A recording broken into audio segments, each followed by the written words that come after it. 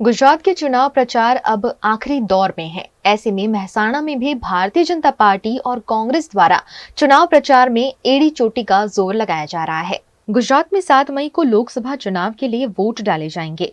इसके लिए चुनाव प्रचार 5 मई को बंद हो जाएगा। इससे पहले मेहसाणा में चुनाव प्रचार जोरों शोरों से चल रहा है।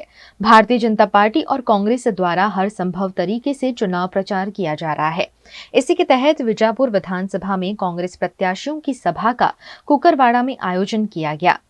यहां विधानसभा के लिए उपचुनाव होने हैं।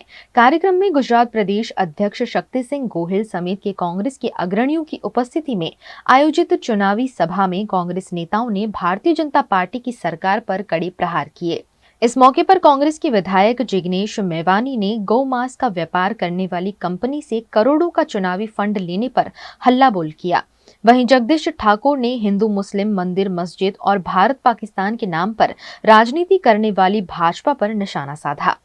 ज्યાં જ્યાં અમારા પ્રત્યાશીઓની મીટિંગ થાય છે ત્યાં ખૂબ પ્રેમ ભાવ લાગણીથી જન સમર્થન મળી રહ્યું છે।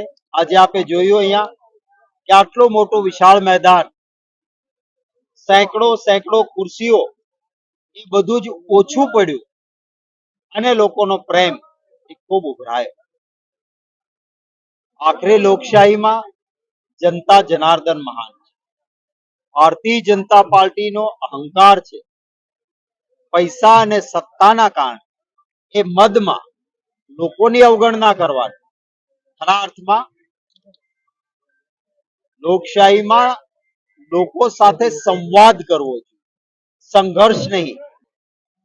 આપે જોયો અહીંયા માહોલ આ જ રીતે સમગ્ર ગુજરાતમાં કોંગ્રેસ પક્ષના ઉમેદવારો માટે સામેથી પ્રેમ, ઉત્સાહ અને આશીર્વાદ એ તમામ લોકોનો છે। મારા વહાલા ગુજરાતીઓનો હૃદયપૂર્વક આભાર માનીશ કે એમણે કોંગ્રેસ પક્ષને તમામ રીતે તન મન ધનથી મદદ કરવાની જે શરૂઆત કરી છે એક ઇતિહાસ રચશે। લોકશાહી વ્યવસ્થામાં આખરે લોકો મહાન છે અને જનતા જનાર્દન જે નક્કી કરે એ શખ્સ કે પક્ષ વિજયી થાય, સત્તામાં આવતો હોય।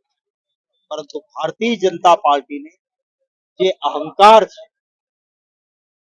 26 માંથી 26, 5-5 લાખ, આ અહંકાર જેને જનતા જનાર્દન જ તોડશે।